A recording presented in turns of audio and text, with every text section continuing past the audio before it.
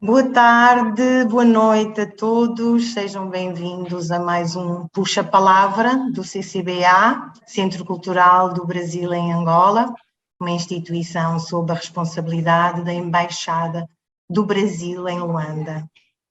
Este é o nosso primeiro Puxa Palavra de 2002 e começamos num mês muito especial, o mês da mulher, o mês de março, e temos connosco hoje duas mulheres muito especiais das letras.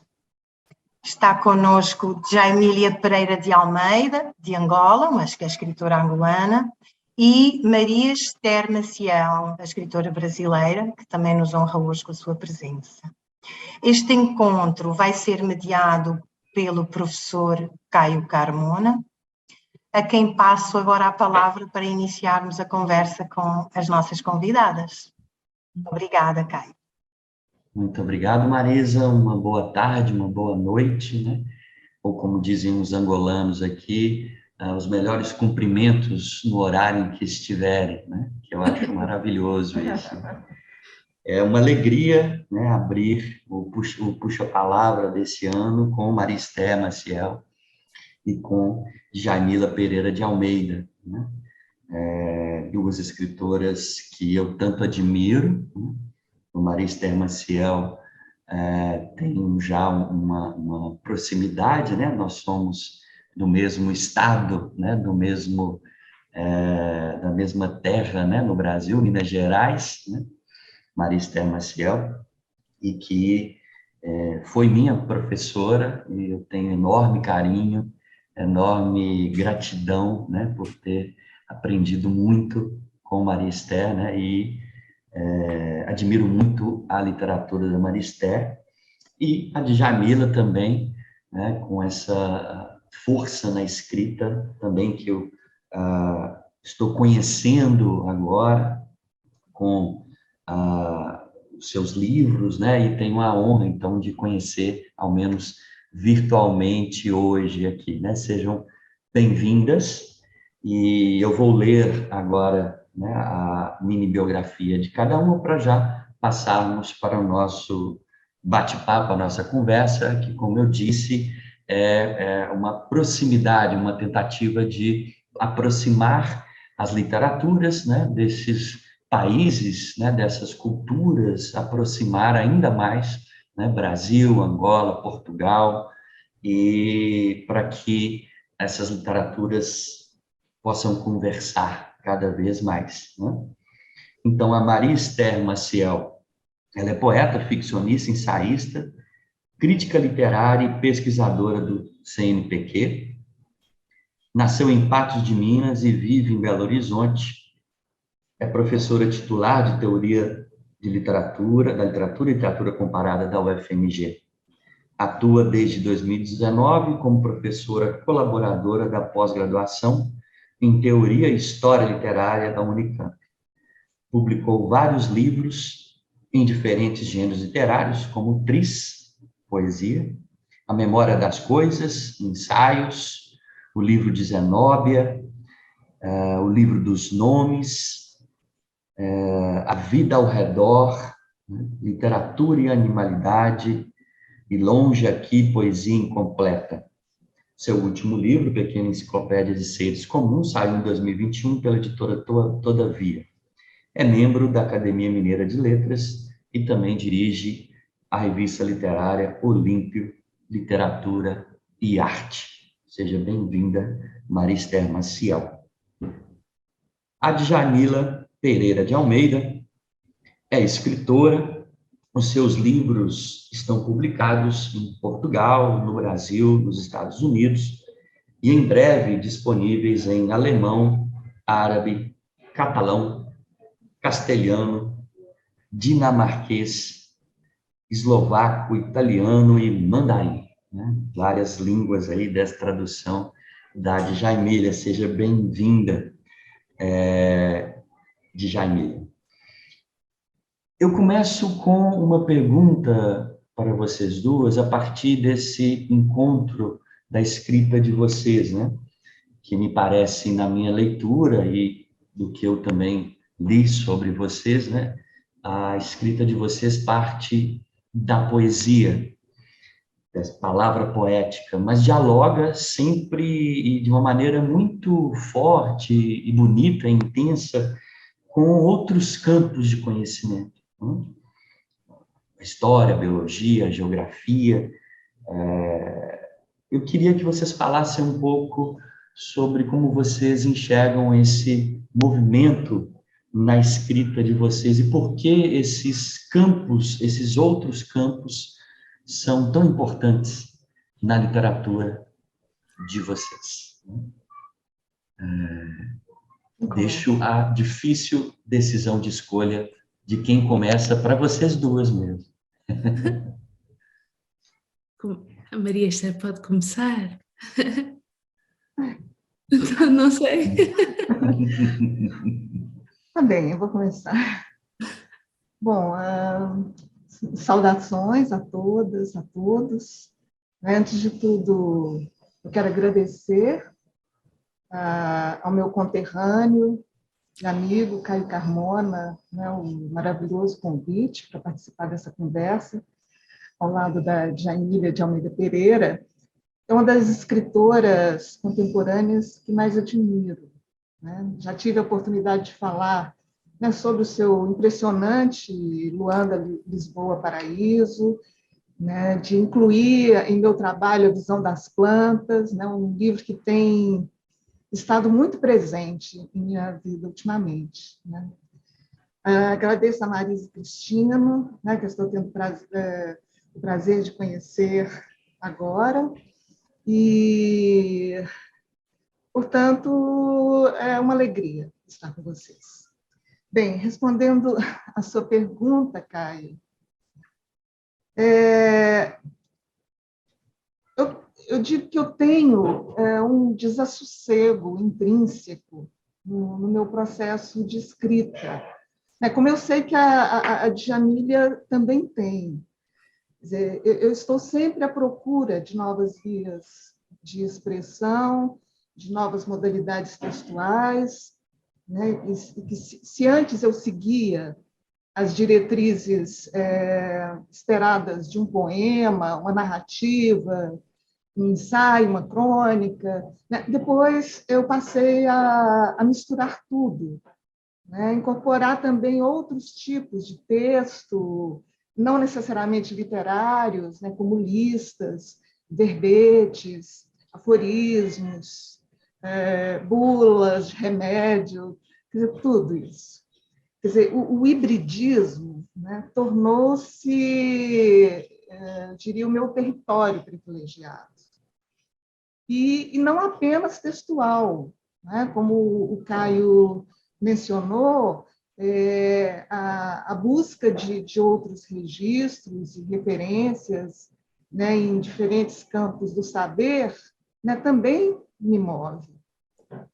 Filosofia, história, zoologia, botânica, enciclopedismo antigo, cinema, artes visuais, né, cartografia. Quer dizer, esses temas, essas referências, né, tudo isso me é muito importante, porque são temas que me ajudam, né, a conhecer um pouco essa intrincada rede de saberes que foi construída em torno das coisas do mundo, né, e fora do mundo, em torno da vida e para além dela. No caso da biologia, né, em especial no que tange a zoologia botânica, né, que tem me motivado muito nos últimos anos, eu estou certa assim, que, dialogando com ela pelo viés da literatura, né, biologia, eu posso entrar na esfera do vivo, né, enquanto uma força vital, ou enquanto algo que existe, né, enquanto potência no mundo, né, e tentar converter, né, essa experiência em uma escrita também viva.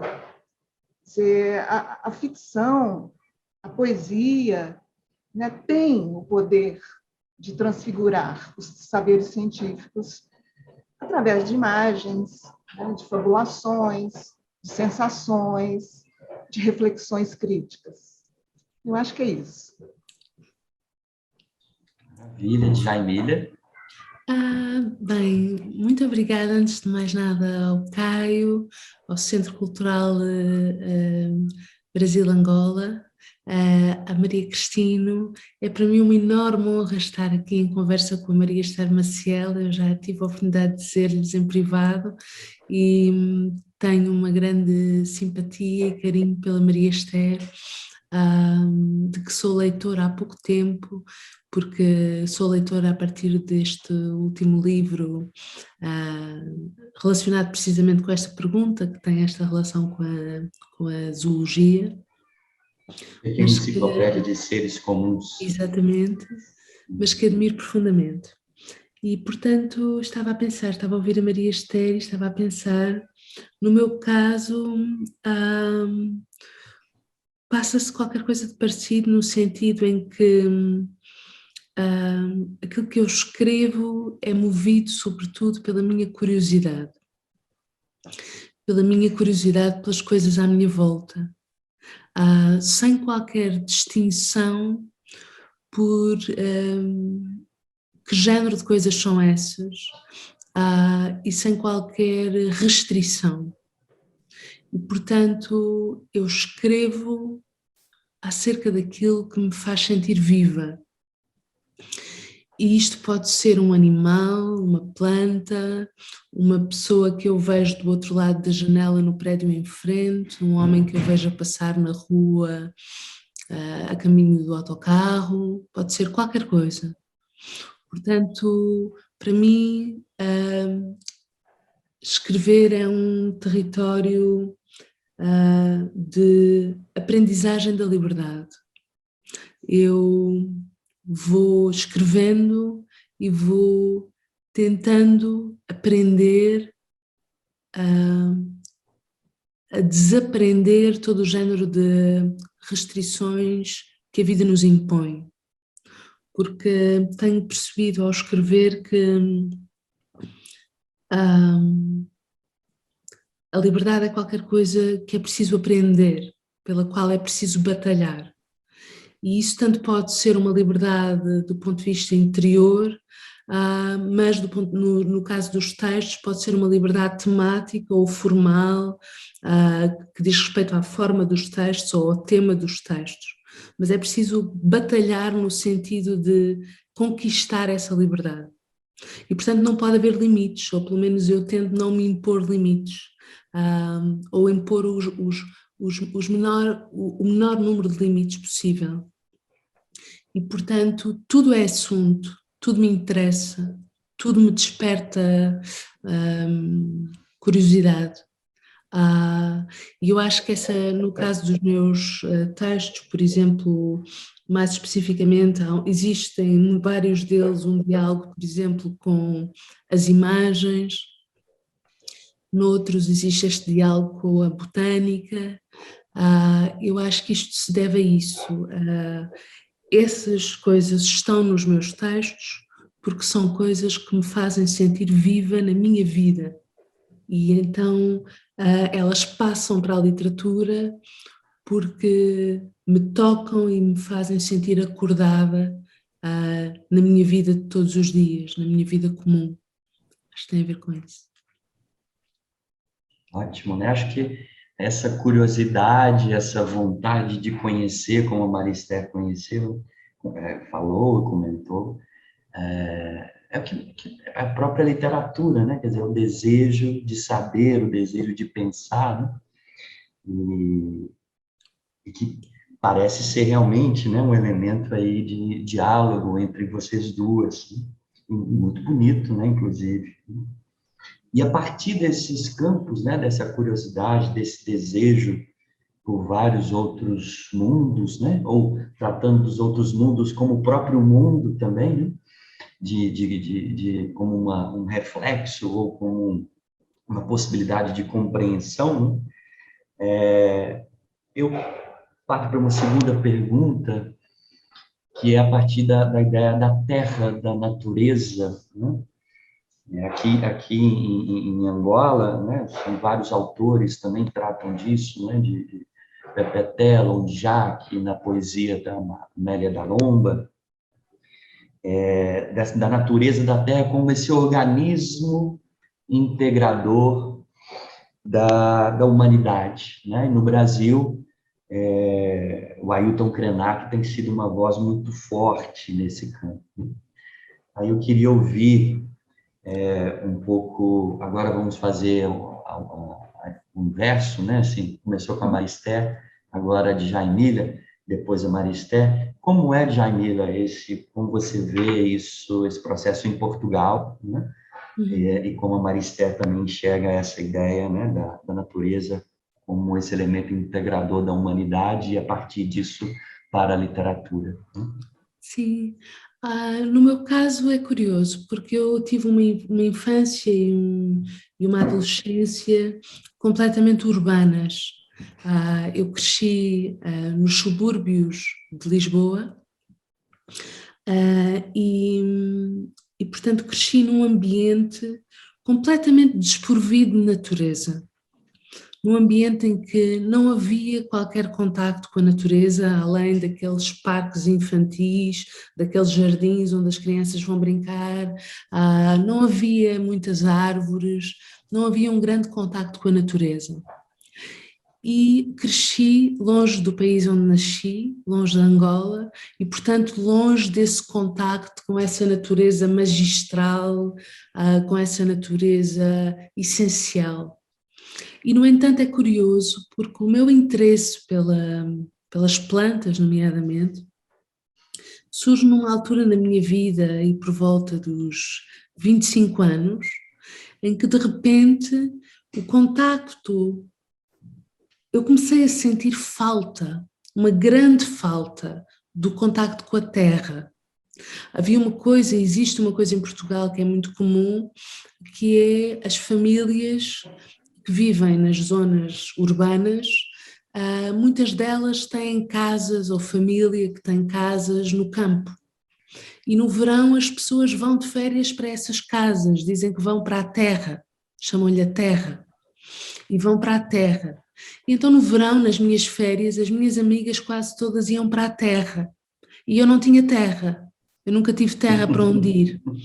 E então eu senti, a partir aí dos 25 anos mais ou menos, eu senti que me faltava alguma coisa. Eu senti que era uma vida quase inteira sem ter posto as mãos sequer na terra, que não tinha contacto com os elementos.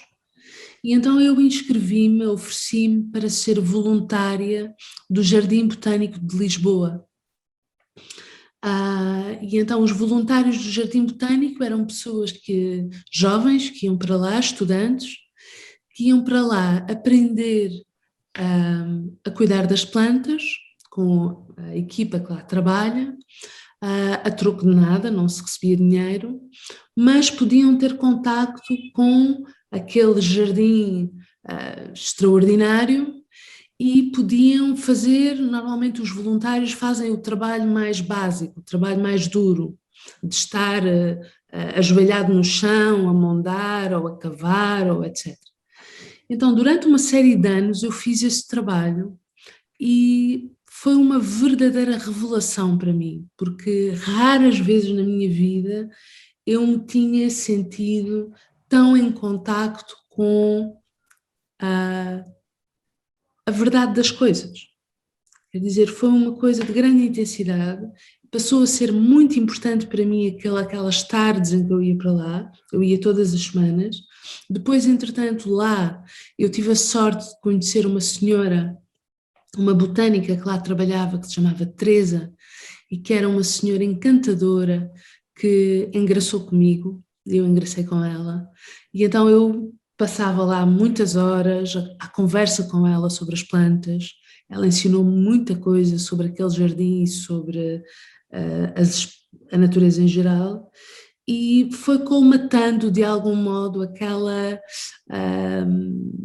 aquelas saudades da terra que eu sentia de alguma maneira. Este período do jardim acontece alguns anos antes de eu começar a escrever. Mas eu estou convencida que se não tivesse tido aquele estágio no Jardim Botânico, provavelmente eu nunca teria escrito nenhum romance. Aquilo foi uma espécie de momento fundacional daquilo que vieram a ser os meus livros e daquilo que é hoje a minha sensibilidade. Portanto, é isto mais ou menos que me aconteceu. A literatura pelo jardim. Que ótimo, Maristé. Bem, ao contrário da Janília, eu frequentei desde criança o mundo rural, os quintais, os parques, os jardins. Eu vivi numa cidade do interior, às margens do rio Paranaíba. E então a terra, os rios, as plantas, os animais, né, sempre estiveram muito presentes na minha história. Mesmo depois de ter me mudado para Belo Horizonte, de ter morado fora do país, eu continuei cultivando assim, um grande apreço, um grande amor, né, por esses espaços. Os jardins botânicos, eu conheço o Jardim Botânico de Lisboa, eu já fui lá várias vezes, passei tardes inteiras lá, né? Enfim, os jardins, né, em todas as cidades que eu visito. Então, eu sempre tive assim, essa relação muito forte com a natureza. Cheguei a criar uma personagem no livro de Zenóbia, né, que é a própria Zenóbia, que é uma botânica, bióloga de profissão, né, que cultiva plantas medicinais, muito ligada aos bichos. E então a minha relação com isso é muito intrínseca, né? E eu vejo, né, que hoje, mais do que nunca, né, muitos viventes, humanos, não humanos, se encontram em extremo perigo, né, no Brasil e em vários lugares do mundo, né, que os povos originários, né, as comunidades ribeirinhas, os animais de várias espécies, as florestas, né, estão constantemente ameaçados pela violência de garimpeiros, de madeireiros, fazendeiros do agronegócio, das grandes corporações capitalistas, né, de instituições governamentais. Então, assim, a urbanização irregular de áreas naturais, né, esse uso indiscriminado de agrotóxicos, que no Brasil é uma coisa horrorosa, né, e com o respaldo desse desgoverno que está aqui, tráfico de animais silvestres, caça ilegal, poluição dos rios, incêndios programados, né, de Amazônia, Pantanal, enfim, todo tipo de prática predatória, né, que põe em risco a sobrevivência desses viventes e a nossa própria sobrevivência enquanto humanidade. Eu fico pensando aqui em Minas Gerais, né? As mineradoras, né, como estão devastando o caso de Brumadinho, e de outros espaços, né, do nosso estado. Quer dizer, e isso com respaldo de um projeto político perverso, né, criminoso, né, que compromete a sobrevivência da humanidade. Né? E, enfim, você, Caio, mencionou o Ailton Krenak, né? E eu lembro de uma afirmação dele, que eu acho muito, muito bonita, né? Que ele disse que a humanidade vai sendo descolada, né, de uma maneira absoluta desse organismo vivo que é a Terra. E é isso mesmo. Né? E para que o fim do mundo seja adiado, né? E aí eu evoco novamente o Ailton, nós precisamos nos valer dessas subjetividades, né? Das nossas visões, né? Das nossas visões poéticas sobre a existência, né? E eu acho que escrever isso em poemas, em narrativas, não deixa de ter uma importância para o adiamento desse fim do mundo, né? E isso não só no Brasil, né? Em muitos outros países, quer dizer, em Angola, né? Em Moçambique, nas outras nações de língua portuguesa, né? Em toda a sua diversidade, né? de registros geográficos, enfim. Pode até ser algo utópico, sabe? Mas eu acredito que os escritores, escritoras, né, podem, né, no exercício dessas subjetividades e visões, né, mencionadas pelo Ailton, despertar as pessoas para a necessidade de uma reinvenção da nossa relação com o mundo natural. E eu estou convicta, né, de que essa reinvenção da nossa relação com a natureza e os seres não humanos é um dos grandes desafios éticos e políticos do nosso tempo. Então, a literatura é um espaço para lidarmos com isso por outras vias, né? Que é a via da sensibilidade, que é a via da imaginação, né? A Djamília lidou com isso de forma magnífica, né? Nos seus livros, em especial no A Visão das Plantas, né? Tudo isso que o Ailton propõe, a Djamília realiza nesse livro. Eu acho que é por aí, né? Sem abrir mão de um olhar crítico também sobre as relações de humanos com humanos, né? Das relações predatórias dos humanos com outros humanos. É isso. Isso, Marister, concordo plenamente, né, com suas palavras e acho sim que a literatura, tal como você, é um espaço, uma saída possível, de resistência mesmo, né, de chamar a atenção, de promover a consciência. Bonito. E não é utópico, não, especialmente a escrita de vocês, né, que tratam, né, desse espaço, né, e em diferentes espaços, já que vocês, todas duas, né, colocaram aí as diferentes culturas e países, né, a Djamília é angolana, mas foi cedo para Portugal, é portuguesa, né, e essa relação, né, Brasil-Angola, ela já há algum tempo vem sendo estreitada, né, principalmente desde o princípio do século XXI, assim, em vários campos econômicos, sociais, literários, já há algum tempo também. E essa ideia, né, de cultural mesmo, né, literária, que dá ao leitor, também a literatura que dá ao leitor essa concepção de um espaço próprio, de comunidade, de estar ligado ao próprio tempo e ao espaço, né? Então, eu pergunto a vocês, como é que vocês aí, agora já começando com a Marister, como é que vocês enxergam essa relação, né? Brasil, Angola e Portugal, por meio da literatura, né? A Djamília também, né? Brasil, Portugal, Angola, por meio da literatura.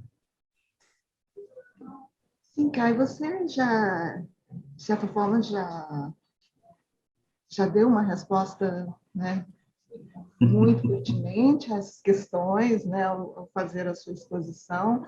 Eu acho que realmente são laços fundamentais e necessários, né, entre Brasil, Angola e outras nações de língua portuguesa. que nós somos uma grande comunidade. Eu vejo a língua portuguesa como uma espécie de ponto de interseção, né, entre as diferentes culturas que existem nessa constelação luso-afro-brasileira. E cada uma, né, com os seus sotaques, suas expressões, inquietações, dialetos, suas realidades peculiares, né, suas histórias de vida. E eu acho que a literatura possibilita, não só a literatura, mas também as artes, né? Mas estamos falando mais de literatura, então eu acho que ela possibilita explicitar, né, pela criação e pelo exercício crítico, os cruzamentos geográficos e culturais, né, além das afinidades e diferenças, né, entre essas culturas. Porque há muita aproximação e há também muita divergência, quer dizer, são contextos completamente diferentes, mas que se aproximam paradoxalmente, né? Então,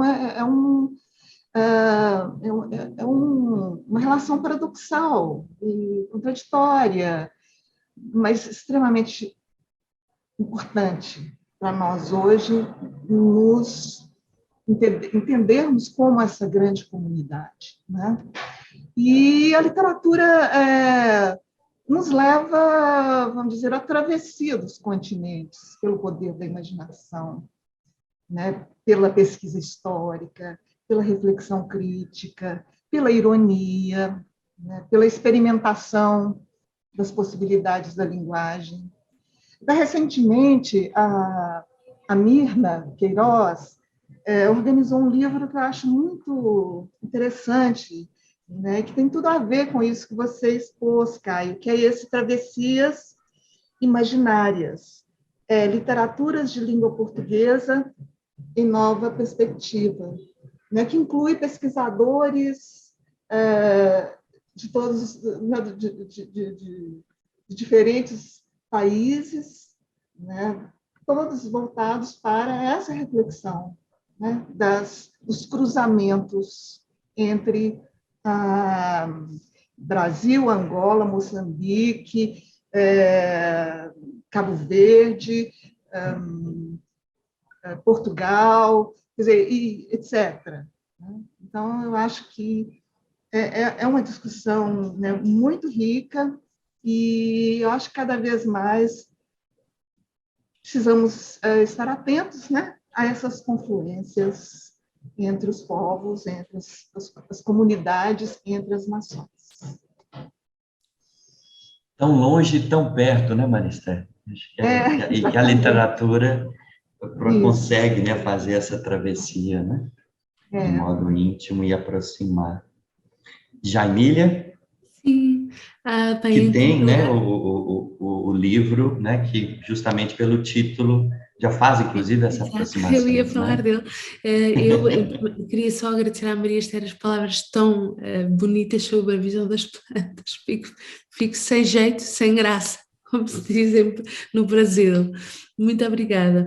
Mas, de facto, o que eu posso dizer, tentando falar da ligação entre estes vários pontos no mapa, os vários participantes desta comunidade, tentando falar em literatura, é que posso dar como exemplo, por exemplo, os meus livros, nomeadamente um que tenho, que se chama Luanda, Lisboa, Paraíso, que é um livro que desde o título prefaz precisamente este trajeto.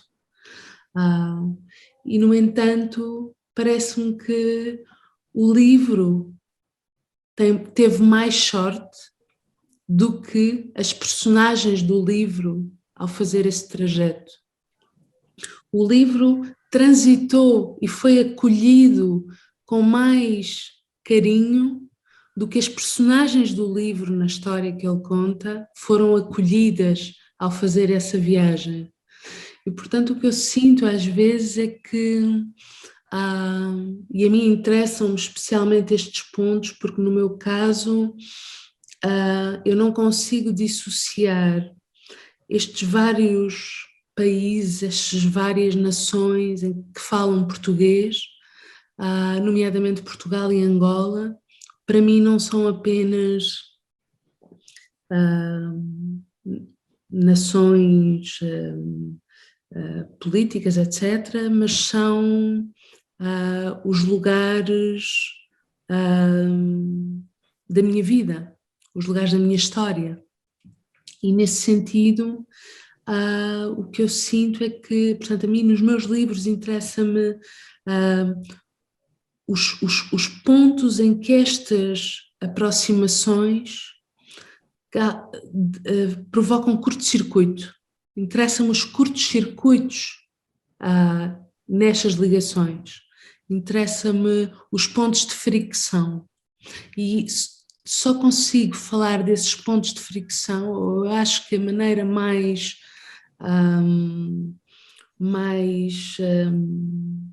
humana de abordar esses pontos de fricção na literatura que eu faço é contando a história de pessoas particulares que vivem, cujas vidas são marcadas por esses trânsitos.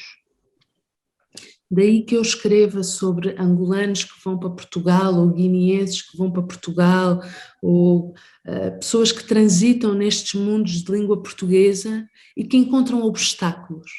Porque muitas vezes é isso que eu sinto, é que o trânsito humano nesta comunidade muitas vezes é um trânsito que enfrenta uma série de obstáculos. E para mim, como romancista, esses obstáculos são interessantes. E sobretudo são interessantes também para fazer ver às pessoas que não enfrentam tantos obstáculos como é a experiência das pessoas que enfrentam mais obstáculos. Então eu sinto às vezes que nós falamos a mesma língua, vimos de mundos muito diferentes, falamos todos a mesma língua, que temos o privilégio de nos conseguirmos entender e aproximar-nos, e no entanto passamos a vida ou pelo menos eu passo a vida a fornecer exemplos de como este diálogo, de como esta troca às vezes é mais difícil do que parece. Na experiência humana concreta dos nossos irmãos falantes de português. Às vezes eu sinto isso. E então pronto, mas eu só posso desejar, evidentemente, que esses obstáculos diminuam.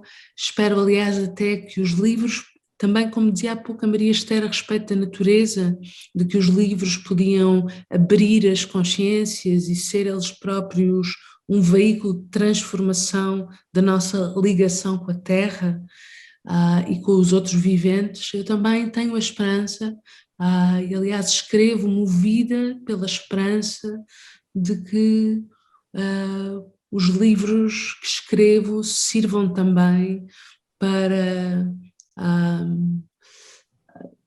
uma transformação no que diz respeito às relações humanas no seio desse espaço. Essa transformação tem a ver com a forma como vemos os que vêm de fora, e muitas vezes os que vêm de fora falam a nossa língua, mas sentimos-los como dissemelhantes mesmo assim. E, portanto, eu acho que a literatura tem um papel importante na forma como nos pode aproximar. Porque é curioso, às vezes falamos a mesma língua e, no entanto, as pessoas sentem que não têm nada a ver umas com as outras, sentem que são muito diferentes. Então eu acho que a literatura pode ajudar a salientar aquilo que é semelhante, a salientar aquilo que nos aproxima. Eu sou uma pessoa interessada naquilo que nos aproxima muito mais do que naquilo que nos separa. Estou interessada em pontos de contacto, pontos de ligação, multiplicar pontos de afinidade, de aproximação ao próximo em geral. Por isso é isso, mais ou menos. Maravilha, eu acho que você falou muito bem aí é o que estamos fazendo aqui agora, né? Quer dizer, a literatura, tal como o seu livro, que consegue ter um circuito mais feliz, né? É o que estamos fazendo aqui agora, juntando esses espaços, né? Do que às vezes acontece, por exemplo, até de um ponto de vista governamental, né? Órgãos que serviriam para aproximar, como a CPLP, não alcançam, né? A dimensão que a literatura tem esse poder, tem essa capacidade, né? E que pode efetivar justamente essas aproximações, esses pontos, né? Esses pontos que vocês apontaram, né? Que bonito, que interessante. E aí eu queria falar um pouco assim desse novo tempo, né? A partir, é claro, né? Não sei se vocês já devem estar cansadas de falar sobre isso, né? Mas é um pouco sobre esse tempo em que ainda vivemos, terrível, da pandemia, e que, de certa forma, modifica aos meus olhos o fazer literário, né? A pandemia, Covid-19, aprisionou as pessoas em casa, de certa forma antecipou essa tecnologia que estamos utilizando aqui hoje, né, para fazer esse encontro, né? Angola, Portugal, Brasil, né? Brasil, Angola, Portugal. E como é que vocês perceberam essa pandemia para a literatura, para a escrita de vocês, né? Como é que vocês lidam com esse novo fenômeno da virtualidade, da tecnologia, que a pandemia parece ter antecipado, né? Ou, vamos dizer assim, feito mais urgente. Jamila, agora é sua vez. Então, olha, eu sinto, apesar de eu ter escrito e até publicado durante a pandemia, eu sinto... Sim, vocês duas, né? Vocês duas publicaram, né? Assim, durante a pandemia. E, no entanto, eu só consigo associar a pandemia a um momento de profundo sofrimento. Para mim, se é verdade que é absolutamente maravilhoso nós podermos estar agora a conversar, um no Brasil, outro em Angola, outro em Portugal, etc., podermos estar nesta aproximação, eu acho que o preço que a humanidade pagou para chegarmos a isto, a esta aproximação, é tremendamente injusto para todos nós e tremendamente alto. E então eu não me importava nada de não termos chegado a este mundo em que de repente estamos todos a falar por Zoom com todos, e a ter ficado há 2 anos atrás, naquele tempo em que as pessoas em que não estranhávamos a presença física dos outros, em que não estávamos desabituados do contacto social, em que não havia tanta gente doente e etc, e que morreu graças a esta pandemia, e eu no meu caso tive perdas muito próximas, portanto foi uma coisa que me marcou muito e da qual sinceramente ainda não saí. Agora, isto para dizer que eu sinto uma enorme ânsia de me esquecer disto, e sobretudo o efeito principal e que me aflige, há um efeito que me aflige neste distanciamento todo a que nos vimos obrigados, que é o modo como esse distanciamento prolongado introduziu um estranhamento quando voltámos a estar juntos. Introduziu no contacto humano, no contacto social, uma falta de vontade, um receio. Esse receio eu acho que só nos faz mal, e eu acho que é profundamente nefasto. E, no entanto, não conseguimos evitar, porque há qualquer coisa de uma pulsão de sobrevivência qualquer que nos inibe desse contacto social mais imediato, nos primeiros tempos depois da pandemia, ou nestes tempos que estamos a viver agora. Então é com muita alegria que eu vejo nas ruas, nos cafés, as pessoas à vontade para falar sem máscara, para estarem mais próximas, sem grande constrangimento. Eu só desejo, eu acredito que isto nos terá deixado marcas profundas, sobre as quais nem sequer ainda sei falar, ainda é tudo muito em cima da hora, mas acho que perdemos muito mais do que ganhamos e eu dispensava bem toda a tecnologia, mas eu não sou muito de tecnologia, eu não sou a pessoa mais tecnológica de todas.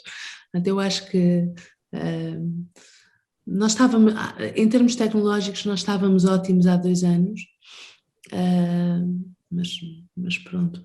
Também é extraordinária a maneira como somos uma espécie de animais que nos adaptamos-nos a tudo, não é? E inventamos, adaptamos-nos, arranjamos soluções, isso também é extraordinário. E a pandemia também foi um momento de vermos tudo isso, da maneira como se inventaram alternativas, etc. Mas para mim é só uma tragédia terrível. Esther? Bem, bom, o uso da tecnologia virtual durante essa pandemia, né, foi ao mesmo tempo, para mim, uma salvação e um suplício. Né? Tornou o diálogo possível, né? Os encontros e debates com pessoas de lugares muito longínquos, né, puderam ser realizados. Nos deu a ilusão da interação, né, da interlocução. No entanto, né, essa tecnologia reafirmou também a distância, a solidão, a falta do contato corporal, né, da sociabilidade real. E para não falar do cansaço, né, do esgotamento que esses meios digitais trazem. Quer dizer, eu confesso que andei muito exausta, assim, exaurida mesmo, né, em certos momentos dessa horrível pandemia. No início, eu tive muita dificuldade para me adequar a esse novo formato digital. Eu sempre gostei de viajar, eu sempre gostei de estar em mesas de discussão ao vivo, né, em eventos. Então, no início, eu tive realmente essa dificuldade. Eu ficava ansiosa, né, insegura por falar com pessoas que não estavam aqui. Né? Depois eu fui me acostumando, mas ainda assim com uma certa resistência. Né? Agora, no caso da literatura, eu digo que ela tem sido, né, junto com os bichos e as plantas, né, do meu jardim, o meu porto seguro durante esses tempos de confinamento forçado, né? Eu costumo dizer de prisão domiciliar. Eu tenho conseguido escrever muito, felizmente, né? Isso foi uma coisa boa que a pandemia me trouxe. Preparei 2 livros, Pequena Enciclopédia de Seres Comuns, né, que saiu pela Todavia no ano passado. Escrevi um outro, chamado O Livro das Coisas, ainda inédito, que deve sair no próximo ano. E agora estou finalizando um volume de ensaios sobre o tema da minha investigação sobre animais na literatura. Né? É um livro que já está assim, nos finalmente, como nós dizemos aqui.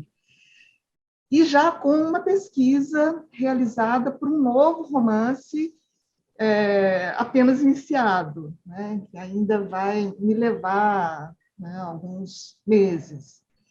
Mas, então, esse foi o lado bom da pandemia, né? Me deixou mais centrada no aqui e agora, e a literatura acabou por me desviar um pouco dessa situação terrível, né? Quer dizer, porque outra coisa que eu acho favorável, né, é que eu li muito nesses últimos 2 anos, muito mesmo, né? Quer dizer, o isolamento forçado, num momento de apreensão, né, um momento de muitas mortes, de tristeza, de desalento, teve essa função também de bálsamo e de alento por conta dos livros, né, que me levaram para outros mundos, para outros tempos, né, para outras esferas. Então, quer dizer, impressionante como nesses dias de confinamento também, né, eu passei a observar com mais cuidado meu entorno imediato, assim, né, por exemplo, os pequenos répteis, né, insetos que aparecem, né, as peculiaridades dos seres vegetais, né, em especial de ervas de cheiro, que eu passei também a cultivar assim, com maior intensidade, né, as ervas de cheiro que dão flores, essas assim são o meu xodó, né, eu estou assim, muito encantada com elas. Isso tudo ao longo dessa pandemia. Os passarinhos que sempre chegam, né, os bem-te-vis, os pombos. Então, tudo isso é muito... Me levou para um outro universo, um universo pequeno e, ao mesmo tempo, imenso, né? E que está aqui ao meu redor, aqui pertinho, né? E até morceguinhos, né, apareceram por aqui, né? E, enfim, eu digo que a escrita, né, os livros, o meu jardim, né, me ajudaram a me sentir viva, apesar de todo esse desastre que tomou conta do país, né, e do planeta. Obrigado, Maristé. E eu vou terminar com uma última pergunta para vocês, e já passando para a Djaimila, a Maristé apontou aí, né, já falou, vamos dizer assim, o que ela está construindo, está trabalhando agora, né, como romance, com propostas de escrita. Eu queria, se você tiver alguma proposta também, Djamila, né, algum trabalho em andamento, se você quiser falar para a gente também, tal como a Maristé falou, mas eu queria fazer uma pergunta para vocês sobre a mulher, né? Sobre vocês, mulheres. Nós estamos aí comemorando o mês da mulher no mundo inteiro, dia 8 de março. Esse mês que aqui em Angola é muito trabalhado, né? O tempo inteiro no Brasil, Maristé também falou, quer dizer, o mundo inteiro está pensando a condição da mulher, né? Eu queria que vocês falassem um pouco, né, um depoimento, um testemunho a partir da literatura, né, a partir desse espaço da literatura da mulher para vocês. Bem, eu não sei por onde é que é começar. Sim, o que é que eu posso dizer?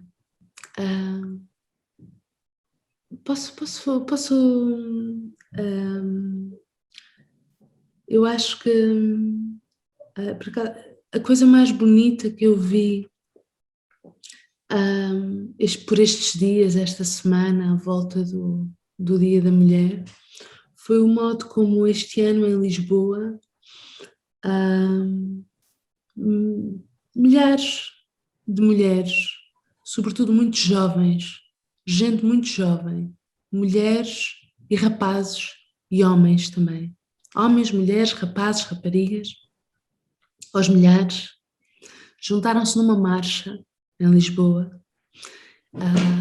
E eu vi, eu não estava lá, eu vi imagens dessa marcha e pude perceber, através de muitas amigas com quem falei que estiveram na marcha, que se está a dar uma transformação interessante, que a mesma juventude que estava a marchar pelas mulheres, por causas feministas, pelos direitos das mulheres, pela igualdade, pela paridade, pelo fim da violência, etc.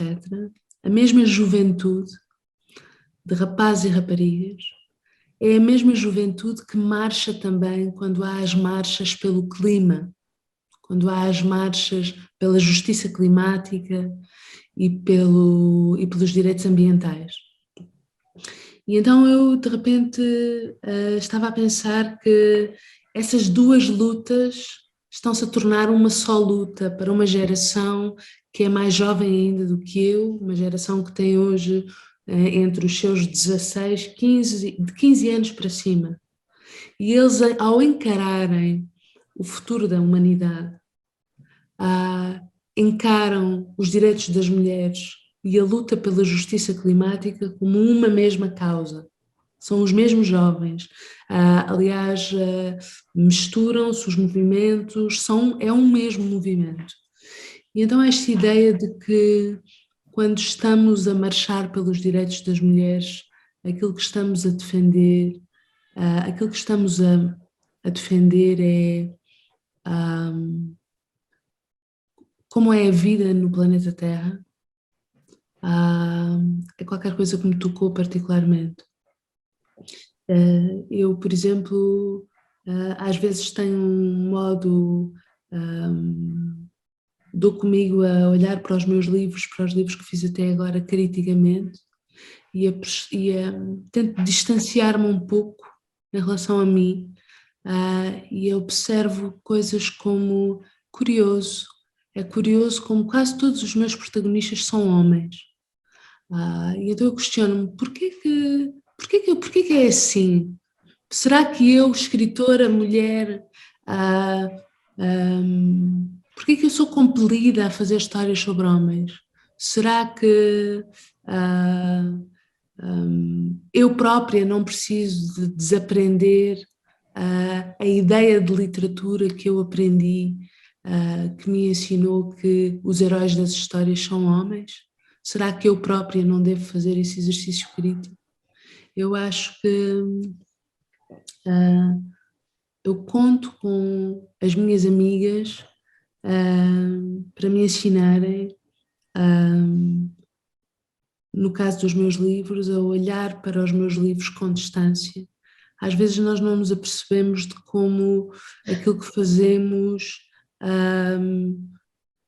espelha e prolonga preconceitos que nós temos e que nem sabemos que temos, preconceitos que nós nem sabemos de onde é que vêm. Então é isso, mas para mim esta semana ficou marcada por essa marcha e por ver essa gente muito, muito nova. Falo de juventude muito, muito, muito jovem. Eu sou muito fixada nos jovens, estou sempre a tentar perceber como é que eles funcionam. Eu não tenho filhos, mas sou fascinada por ver os adolescentes, os jovens. O que é que eles gostam, como é que eles se comportam, porque é que eles lutam, quais são as causas deles. Tenho um grande interesse pelos jovens, muito jovens, sobretudo porque acho que eles é que comandam o caminho, eles é que vão à frente, eles é que são aquilo que vem aí. E então comoveu-me muito ver essa união que não distingue os direitos das mulheres da luta pelo planeta. Obrigado, Maristela. Bom, muito do que a Djanília falou tem a ver com o que eu penso, né? Eu creio que as mulheres jovens estão fazendo um trabalho magnífico, né, de afirmação de um novo olhar, de uma nova dicção, de uma nova sensibilidade, e isso acaba também por reinventar, né, os feminismos que já existiam, né? Então, é um novo olhar, inclusive sobre os feminismos, né? Porque, olha, eu percebo que hoje é o tempo, né, da emergência de muitas alteridades que ficaram à margem durante séculos, durante décadas, e que agora vem à tona, né, e reimaginam tudo, né, e trazem novas referências, novos olhares, e uma nova posição, né, de papéis, novos papéis para essas figuras, para esses sujeitos, essas mulheres, enfim. E eu acho que na literatura nós estamos vivendo, né, uma espécie de boom na literatura de mulheres. Assim, o que há de melhor na literatura contemporânea hoje, a meu ver, vem das mulheres, né, de todas as idades. E, além disso, tem havido um resgate de mulheres escritoras que ficaram perdidas, né, no tempo, e que só agora têm merecido a atenção, né? E têm dado a sua contribuição para a própria revisão do cânone literário. Então, acho isso fundamental. E não vai ficar por aqui, não. Nós vamos ver uma grande revolução aí, né, por parte das mulheres no campo não só da literatura, mas das artes, da política, né, da história, enfim, de todos os campos do conhecimento, porque cada vez mais as vozes femininas estão evidenciando algo que ninguém esperava e algo que pode mudar muito das coisas da vida e, né, dos países onde nós vivemos. Então, acho que é isso mesmo. Obrigado, Maristério. Acho que vai mudar mesmo, concordo plenamente, né? Acho que realmente o que há de melhor na literatura ultimamente tem sido feito pelas mulheres mesmo, né? Que a revolução venha, né? Que as marchas venham e consigam mais e mais efeitos, mais e mais conquistas, né? Eu, por acaso, posso só dizer uma coisa? Nessa marcha, Sim. eu vi uma fotografia dessa marcha, uma rapariga tinha um cartaz e dizia Mulheres Dias Virão, dizia o cartaz. Em Que vez de lindo. ser, era Mulheres Mulheres, Dias Virão, eu achei uma maravilha. realmente, né? Realmente. Ótimo, ótimo.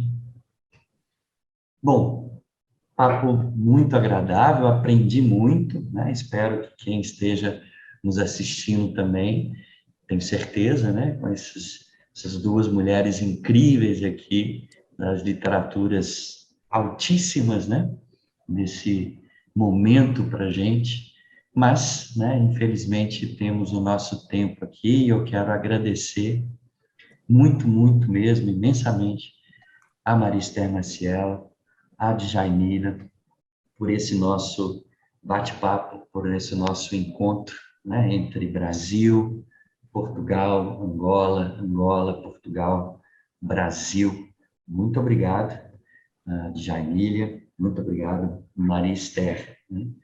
Muito Quer obrigada. falar aí alguma coisa final para eu passar para a Marisa Cristina, diretora, finalizar. Muito obrigada. Foi um grande prazer. também agradeço muito a oportunidade de conversar com vocês, né, e discorrer sobre tantos temas interessantes, né? Eu fico pensando aqui que, mais do que nunca, cabe às escritoras, aos escritores, sondar a realidade, né, com olhos bem abertos e fechados ao mesmo tempo, né? Acho que abertos para ver o que se passa ao redor, né, para investigar o que está nas dobras dessa realidade, né, para ficar em sintonia com esse aqui agora, e fechados para imaginar realidades possíveis ou impossíveis mesmo, né, para exercitar a sensibilidade, a empatia, né, e sentir tudo, né, o que se passa de todas as maneiras. Eu acho que nesse abrir de olhos, ou de escancarar os olhos, né, junto com esse fechar de olhos, nós podemos ver tudo, né, pela imaginação, sentidos, e tentar reinventar isso pelas palavras. Nós estamos num mundo em guerra, se não um mundo ainda, né, mas com perigo. Nós estamos aí, vamos olhar de olhos abertos e fechados para isso que está acontecendo. Eu agradeço muito, muito mesmo a vocês, né, pela conversa, né, ao Centro Cultural, e foi um prazer, de fato, conhecer a Marisa, né, e conversar com o Caio, e, né, dialogar com uma escritora tão especial que é a Djamila Ribeiro. Obrigada, E a todos que estão assistindo a essa conversa. Muito obrigada. Foi um enorme prazer, uma honra para mim muito grande. Eu julgo, aliás, que é a primeira vez que estou a participar num evento que tem alguma coisa a ver com Angola, que tem a ver com uma instituição em Angola. Acho que nunca me tinha acontecido, acho que foi a primeira vez. E então é para mim uma alegria ainda maior, sinto uma alegria ainda mais redobrada, por isso muito obrigada ao Caio, obrigada Marisa, obrigada Maria Esther por toda a generosidade, todo o carinho, muito obrigada. Marisa? Realmente chega uma hora que temos que terminar, não é? Foi uma hora muito intensa. Algumas das vossas preocupações nós também partilhamos, não é? E queria agradecer às nossas convidadas esta partilha de vivências e emoções que nos trouxeram hoje e que tão belissimamente conseguem transpor para a vossa escrita a forma como nos transportaram, como nos fizeram despertar para esta ligação que temos que ter com a mãe natureza, com a terra, não é?